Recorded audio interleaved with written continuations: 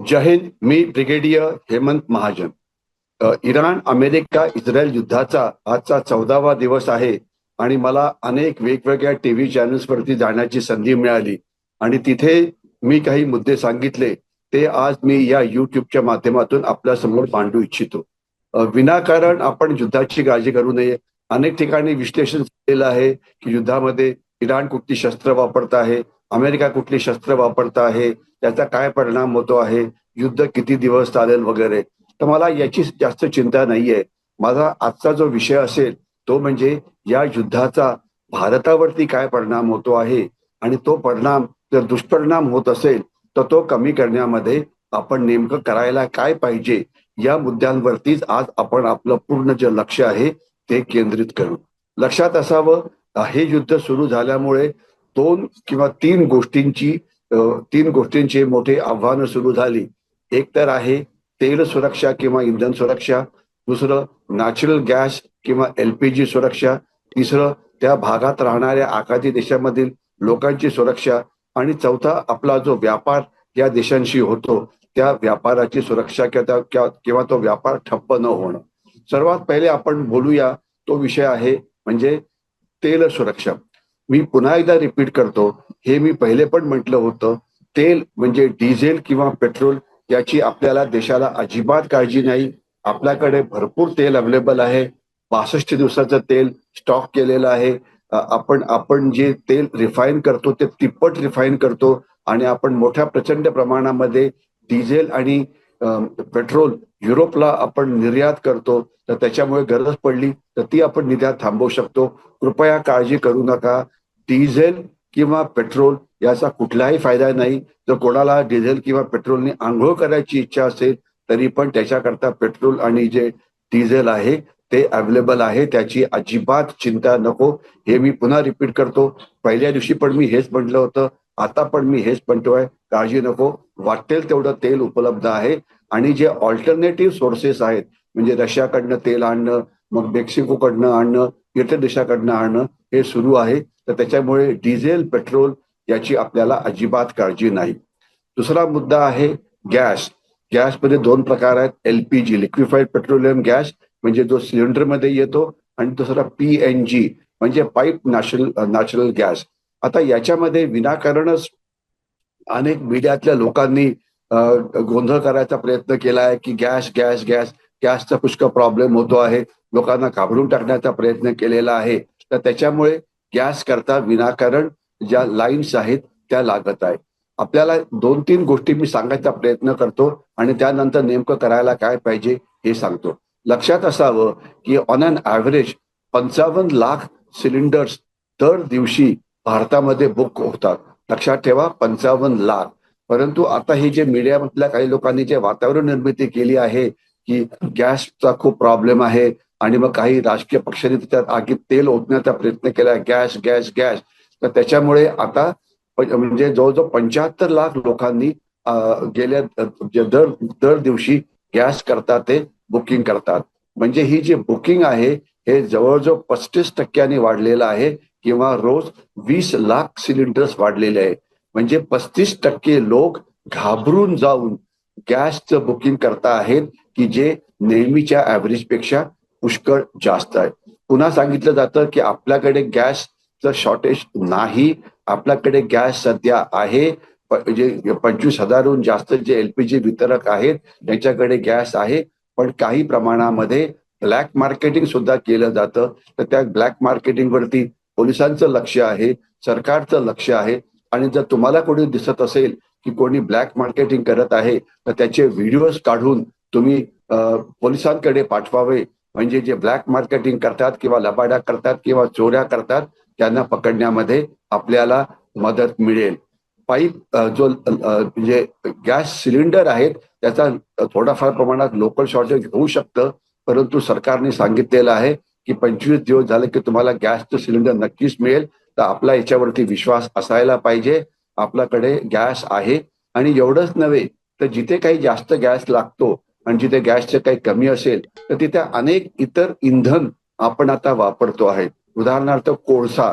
मोठ्या प्रमाणात कोळसा हा वापरण्यात आला आहे आणि आपण जर रस्त्यावरती फिरला तर आपल्याला दिसेल अनेक ठिकाणी कोळशाच्या शेगड्या वापरल्या जातात किंवा अनेक ठिकाणी केरोसिनचा वापर करून गॅसच्या ऐवजी केरोसिन वापरलं जातं. आणि याच्याशिवाय माफ करा, काही ठिकाणी इलेक्ट्रिक इंडक्शन कॉईल म्हणजे इलेक्ट्रिसिटीवरती हीटिंग अरेंजमेंट जी होते ती पण वापरली जाते आहे. तर त्या प्रमाणात म्हणजे काही प्रमाणामध्ये ते जे लोकल शॉर्टेज आहे ते म्हणजे काही त्याचा प्रॉब्लेम नाही. आपण आज स्विगीवरती किंवा झोमॅटोवरती ऑर्डर करून बघा, बाय अँड लार्ज आपल्याला जे पाहिजे ते मिळू शकेल. तर विनाकारण पॅनिक होण्याचं काहीही कारण नाही. LPG म्हणजे सिलेंडरमध्ये येणारा गॅस, याचं थोडंफार लोकल शॉर्टेज होऊ शकतं, परंतु जास्त काळजी करू नये. आणि काही जणांना भीती वाटते की ज्यावेळेला ते नवीन सिलेंडर बुक करण्याचा प्रयत्न करतात तर त्यावेळेस त्यांचं जे सिलेंडर आहे ते नीट बुक होत नाही. तर त्याकरता जास्त काळजी करू नये. तर एखादी सिस्टीम जर बंद पडली असेल तर 4 इतर सिस्टीम आहेत. म्हणजे आपण LPG सिलेंडर पाहिजे याचं बुकिंग व्हॉट्सअपवरती करू शकता. इंडियन कंपनीचा नंबर वेगळा आहे, HP गॅसचा नंबर वेगळा आहे, भारत गॅसचा नंबर वेगळा आहे आणि तिथे मेसेज तुम्ही पाठवला की तुम्हाला कन्फर्मेशनचा मेसेज येतो. दुसरी तुमच्याकडे पद्धत आहे SMS च्या मदतीने बुकिंग करायचं सिलेंडरचं. म्हणजे तुमचा जो रजिस्टर्ड नंबर आहे त्याच्यावरनं SMS पाठवून तुम्ही बुकिंग करू शकता. त्याच्याकरता इंडियनचा नंबर आहे. हा जो माझा व्हिडिओ आहे याच्या खालती सगळे मी नंबर तुम्हाला लिहून पाठवतो. म्हणजे ज्यांच्याकडे हे नंबर नसतील ते SMS द्वारे सुद्धा आपल्या गॅस सिलेंडरचं बुकिंग हे करू शकतात. तिसरी पद्धत आहे की तुमच्या रजिस्टर्ड फोन नंबरवरून तुम्ही मिस कॉल करून सुद्धा बुकिंग करू शकता. बाय अँड लार्ज ही सिस्टीम काम करते आहे. त्याचे वेगवेगळे नंबर आहेत, ते पण त्याचे पण आपण वापर करा. आणि जर ही कुठलीही पद्धत काम करत नसेल तर मोबाईलचा सुद्धा ऍप आहे ज्याच्याद्वारे आपण गॅसचं सिलेंडर बुक करू शकतो. तर त्याच्यामुळे विनाकारण पॅनिक व्हायची काही गरज नाही. आणि जसं मी मगाशी म्हटलं तर 32 लाख लोकांनी पॅनिक केलेला आहे आणि विनाकारण सिलेंडर बुक करण्याचा प्रयत्न केलेला आहे. तर त्याच्यामुळे थोडंसं लोकल शॉर्टेज होऊ शकतं, परंतु जास्त काळजी करण्याचं कारण नाही, हे मी पुन्हा सांगण्याचा प्रयत्न करतो. दुसरी गोष्ट त्याचं नाव आहे PNG म्हणजे पाईप नॅचरल गॅस. आपल्याला कल्पना असेल की आपली मोठी शहरं म्हणजे मुंबई आहे, पुणे आहे, अनेक ठिकाणी पाईप नॅचरल गॅस आहे, अनेक सोसायटीज मध्ये दिलेला आहे. आणि त्यांनी या PNGने सांगितलेलं आहे की गॅसची कुठलीही कमी नाही. फक्त काय आहे की अनेक सोसायटीमध्ये गॅस पोहोचलेला आहे. तसं काही मध्ये 70-80 बिल्डिंग आहेत आणि तिथे सगळ्या लोकांनी पाईप गॅस घेतला नाही, म्हणजे पाईप लाईन ले केलेली आहे परंतु पाईप गॅस घेतला नाही. अनेक कारणामुळे की घर भाड्याने दिलं आहे किंवा तिथे आम्ही जास्त वेळ राहत नाही, टेम्पररी राहतो वगैरे. तर अशांना पाईप नॅचरल गॅस जर पाहिजे असेल की जिथे ही गॅस लाईन पहिलेच ले केलेली आहे, तर जवळजवळ पुण्यासारख्या शहरामध्ये जवळजवळ 10 लाख कनेक्शन आपण लगेच देऊ शकतो. अर्थात हे ऍप्लिकेबल आहे त्या सोसायटीज मध्ये की जिथे PNG ची पाईपलाईन ही पहिलेच ले केलेली आहे. उदाहरणार्थ जिथे मी राहतो त्या भागात PNG ची लाईन पूर्णपणे ले केलेली आहे आणि 50% लोकांनी सुद्धा तो पाईप गॅस घेतलेला नाहीये. म्हणजे अजून 50% लोक हा पाईप गॅस घेऊ शकतात आणि त्याचं काहीही शॉर्टेज नाही, हे मी रिपीट करू इच्छितो. याच्याशिवाय माफ करा, जे ऑल्टरनेट सोर्सेस आहेत, इलेक्ट्रिक कंडक्शन कॉईल वगैरे आहे, केरोसिन आहे. तर इलेक्ट्रिक जर तुम्ही डिव्हाइसेस घेतले तर त्यात एक लक्षात जरूर ठेवा की हे बाजारात मिळतात आणि घरामध्ये याचा वापर केला जाऊ शकतो जर गॅसचा प्रॉब्लेम झाला. पण फक्त लक्षात असायला पाहिजे की याच्याकरता हिटिंग खूप लागतं. तर ज्याच्यामुळे जर तुमच्याकडे सिंगल फेज कनेक्शन असेल तर तुम्ही अशा प्रकारचं म्हणजे हिटिंग डिव्हाइस घेऊ शकत नाही. जर तुमच्याकडे 3 फेज कनेक्शन असेल तरच तुम्ही याचा वापर करू शकता. तर म्हणजे आपण पाईप गॅसचा वापर करू शकतो, आपण हिटिंग डिव्हाइसेसचा वापर करू शकतो, आपण कोळशाचा वापर करू शकतो, आपण केरोसिनचा वापर करू शकतो. म्हणजे वेगवेगळ्या पद्धती ज्या आहेत त्या अवेलेबल आहेत. आणि आपल्याला कल्पना पाहिजे की भारताचे जे म्हणजे एनर्जी मिनिस्टर आहेत श्री हरदीप सिंग पुरी यांनी क्लिअर सांगितलेलं आहे, लोकसभेत त्यांनी निवेदन केलेलं आहे की आपल्याकडे इंधन भरपूर आहे, पर्यायी व्यवस्था आपली चांगली आहे आणि वेगवेगळ्या उपाययोजना त्यांनी दिलेल्या आहेत. दुर्दैवाने होतं काय की राजकीय पक्ष आणि काही संस्था आणि मीडियातले काही लोक विनाकारण घाबरवण्याचं वातावरण निर्मिती करतात. म्हणजे उदाहरणार्थ मी सांगतो की पुण्यामध्ये एक दोन ठिकाणी सिलेंडरची प्रेत यात्रा ही काढण्यात आली. हे अशा प्रकारे नाटकं करण्याच्या ऐवजी व त्या संस्था असो की राजकीय पक्ष असतो त्यांनी पब्लिक एज्युकेशन हे वाढवायला पाहिजे. पब्लिक एज्युकेशन म्हणजे काय आपल्याला कल्पना पाहिजे. ज्यांच्याकडे गॅस आहे तो गॅस कसा वापरायचा याच्यावरती PCRA पेट्रोलियम कन्झर्वेशन जी एजन्सी आहे त्यांनी गाईडलाईन दिलेल्या आहेत. आपण 30% वापर आपला गॅसचा कमी करू शकतो. आपण काही जर सायंटिफिक मेथड्स कुकिंग करता वापरल्या तर. नंबर एक, पहिले जे तुम्हाला कुकिंग करायचं आहे ते सामान एकत्र करा आणि त्याच्यानंतरच गॅसला ऑन करा. म्हणजे असं नाही की गॅस नुसता ऑन करायचा आणि नंतर मग इतर गोष्टी शोधायच्या. डाळ आहे, कांदा आहे, हे आहे, ते आहे, सगळं सामान एकत्र करा आणि मगच गॅस वापरा. दुसरी गोष्ट, PNG ची कॅलोरिफिक व्हॅल्यू ही खूप जास्त आहे. तर त्याच्यामुळे हाय फ्लेम वरती गॅस वापरण्याची गरज नाही. आपण लो फ्लेम वरती म्हणजे कमी गॅस लावून आपण सुद्धा कुकिंग करू शकतो, हे लक्षात ठेवा.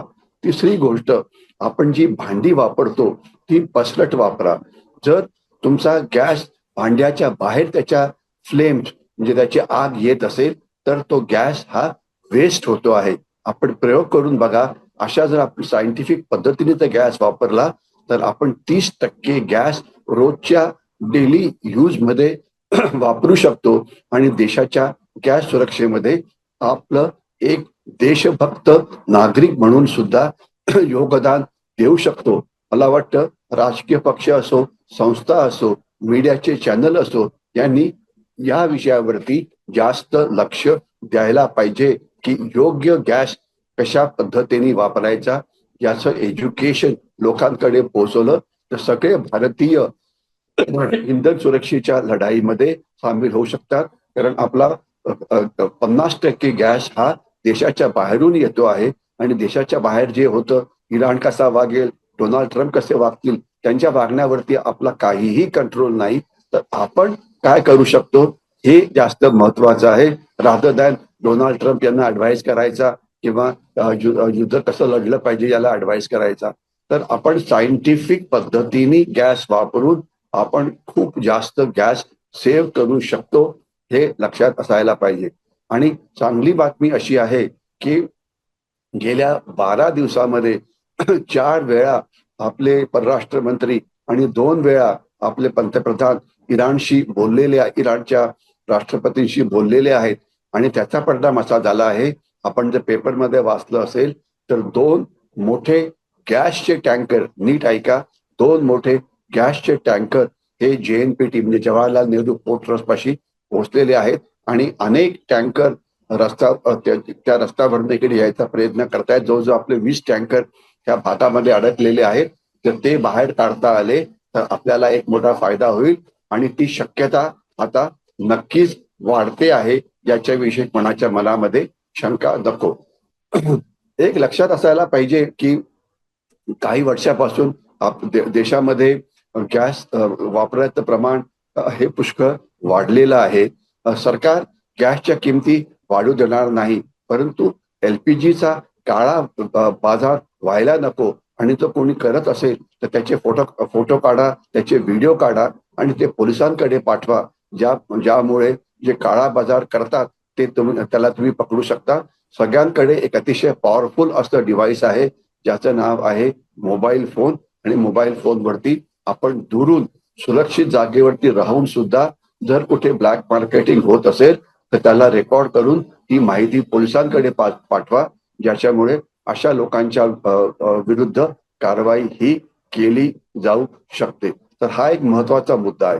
आणि याच्याशिवाय दुसरा महत्वाचा मुद्दा असा की तेल सुरक्षेची काळजी नको, LPGची काळजी नको. तिसरा जो भाग आहे, आपली पुष्कळशी निर्यात होते आहे, खास तर गल्फ म्हणजे दुबईमध्ये वगैरे. आणि 3-4 मोठ्या गोष्टी, एक तर आहे कांदा, ऑनियन, दुसरा आहे द्राक्ष, तिसरं आहे आपलं काय त्याचं नाव, अजून एक फळ, केळी, माफ करा, केळी. तर याचे काही कंटेनर्स वेगवेगळ्या कारणामुळे अडकलेली आहेत. बेसिकली गल्फ ऑफ होर्मुझ मधून त्यांना गल्फमध्ये जाता येत नाहीये. तर म्हणून याच्यामध्ये सरकारने त्यांना मदत करायचा प्रयत्न केलेला आहे. त्यांचे वेटिंग चार्जेस काढून घेतलेले आहेत. इराणशी आपण बोलतो आहे, परंतु या सगळ्या गोष्टींवरती लिमिट असतात आणि काही काही कंटेनर्स त्याच्यामध्ये नाशवंत हा माल असल्यामुळे ते मुंबईतच त्याला म्हणजे अनलोड करून मुंबईच्या बाजारातच ते सामान विकलं जातं आहे. तर अशा वेळेला आपण एक देशभक्त नागरिक म्हणून ज्या गोष्टी आपण परदेशात गल्फ ऑफ होर्मुझ बंद पडल्यामुळे निर्यात करू शकत नाही आणि ज्याला पर्यायी मार्केट हे लगेच मिळत नाहीये, तर त्या गोष्टी आपण आपल्या करता घरीच खरेदी करू शकतो. उदाहरणार्थ केळी आहेत, उदाहरणार्थ द्राक्ष आहेत आणि मोठ्या प्रमाणात म्हणजे इव्हन जे कांदा आहे त्याच्या किमती कमी कमी होत आहेत. अशा प्रकारच्या बातम्या मीडियामध्ये येत आहेत. तर आपण जर ते विकत घेतलं तर आपण आपल्या शेतकऱ्यांना आणि आपल्या व्यापाऱ्यांना नक्कीच मदत करू शकतो. तर आपण एक देश म्हणून जर काम केलं तर आपण अनेक गोष्टी करू शकतो. त्याच्यामुळे गल्फ ऑफ होर्मुझ बंद झाल्यामुळे जो दुष्परिणाम आपल्या अर्थव्यवस्थेवरती होतो आहे किंवा लोकांच्या अर्थ म्हणजे बजेटवरती होतो आहे, तो कमी करण्यामध्ये आपण पुष्कळ प्रयत्न करू शकतो. आणि आजच्या याच्यामध्ये माझा शेवटचा मुद्दा आहे की स्टॉक मार्केट जे आहे ते खूप खाली पडलेलं आहे. जवळजवळ 15-16% स्टॉक मार्केट खाली गेलेलं आहे. मी स्टॉक मार्केटच्या याच्यात जात नाही, पण एकच इथे गोष्ट मी आपल्याला सांगू इच्छितो, तर ते म्हणजे मिडल क्लास मधले अनेक लोक स्टॉक मार्केटमध्ये पैसे गुंतवतात. तर फ्रँकली स्पीकिंग, आता ज्यावेळेला मार्केट एवढं खाली आलेलं आहे, तर त्यावेळेला आपण म्युच्युअल फंडद्वारे किंवा सिस्टमॅटिक SIP द्वारे आपण स्टॉक मार्केटमध्ये इन्व्हेस्ट करू शकतो. कारण याच्यामुळे कमी किमतीमध्ये आपल्याला म्युच्युअल फंड्स हे विकत घेता येतील. मी रिपीट करतो, म्युच्युअल फंडचा वापर करा, कारण तिथे एक्सपर्ट्स असतात की जे कुठले शेअर घ्यायचे ते ठरवतात वगैरे. आणि शेवटचा मुद्दा माझा याच्यामध्ये हा आहे की आपण जर काही छोटे मोठे प्रॉब्लेम लोकल लेवलला होत असतील, म्हणजे एका ठिकाणी आलं होतं की काही विद्यार्थ्यांना जेवणाचा प्रॉब्लेम होतो आहे, तर आपण संस्थांच्या द्वारे अशा प्रकारे जे लोक आहेत की ज्यांना वेगवेगळ्या प्रकारचा प्रॉब्लेम होतोय त्यांना थोडीफार मदत आपण संस्थात्मक दृष्टीने सुद्धा करू शकतो. लक्षात असावं की 2014 मध्ये देशामध्ये फक्त 14 कोटी LPG कनेक्शन्स होते आणि आता ही जी संख्या आहे ही 33 कोटीपेक्षा जास्त झाली आहे. म्हणजे LPG कनेक्शन्स हे 2.5 पटीने वाढलेली आहेत. लक्षात असावं की पाईपलाईन आपल्याकडे देशामध्ये 2014 मध्ये फक्त 4च LNG टर्मिनल होते. आता हे जवळजवळ 25 लाख घरामध्ये पाईप गॅस हा जो आहे हा पोहोचलेला आहे. म्हणजे माफ करा, 25 लाख घरात पहिले पाईप गॅस होता, आता तो गॅस वाढून 1,25,00,000 लोकांकडे पाईप गॅस पोहोचलेला आहे. तर त्याच्यामुळे जो पाईप गॅस आहे याचा सुद्धा वापर भारतामध्ये पुष्कळ वाढलेला आहे. आणि याच्याशिवाय 2014 मध्ये फक्त 20% रेल्वे या विजेवरती चालायच्या, बाकीच्या इतर कोळसा आणि डिझेलवरती चालायच्या. आता 100% रेल्वे ज्या आहेत जवळजवळ त्याचं विद्युतीकरण करण्यात आलेलं आहे. तर त्याच्यामुळे आपले जे तिथले जे रेट्स आहेत ते पुष्कळ कमी झालेले आहेत. तर थोडक्यामध्ये विनाकारण घाबरून जायचं काही कारण नाही. देश समर्थपणे जे देशासमोर जी आव्हानं आहेत त्याचा मुकाबला करतो आहे, पण याच्यामध्ये सगळे राजकीय पक्ष, सगळ्या संस्था, सामान्य नागरिक, देशभक्त नागरिक यांनी सगळ्यांनी एकत्र मिळून जर काम केलं तर आपण आपल्या समोर असलेलं काही प्रमाणामध्ये LPGचं जे आव्हान आहे ते जिंकण्यामध्ये आपल्याला नक्कीच यश हे मिळू शकतं. तर म्हणून पहिले प्रश्न म्हणून महत्वाचं असं आहे, वेगवेगळ्या अफवांना बळी पडू नका. स्वतःला विचारा मी काय करू शकतो आणि स्वतःहून LPGचा वापर कमी करून देशाच्या LPG सुरक्षेमध्ये मदत करा. मी इथेच थांबतो. जय हिंद.